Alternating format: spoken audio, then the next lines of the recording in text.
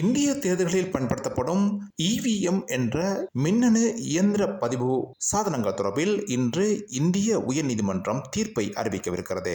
இந்த இயந்திரங்கள் மூலம் ஆளும் பாரதிய ஜனதா கட்சி வாக்கு மோசடிகளில் ஈடுபடுகிறதாக ஏற்கனவே எதிர்க்கட்சிகள் குற்றம் சுமத்தி வருகின்றன.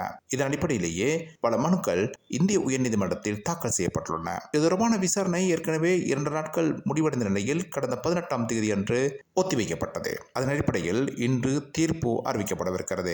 ஏற்கனவே இடம்பெற்ற வாதங்களின் போது இந்திய தேர்தல் ஆணையத்தின் தரப்பில் முன்னிலையான சட்டத்தரணிகள் இந்த மின்னணு சாதனங்கள் மூலம் மோசடிகளில் ஈடுபட முடியாது என்று குறிப்பிட்டனர். எனினும் மக்களுக்கு தெளிவான விடயத்தை கூற வேண்டியிருப்பதாக நீதியரசர்கள் அன்றைய தினம் குறிப்பிட்டிருந்தமை இங்கு சுட்டிக்காட்டத்தக்கது.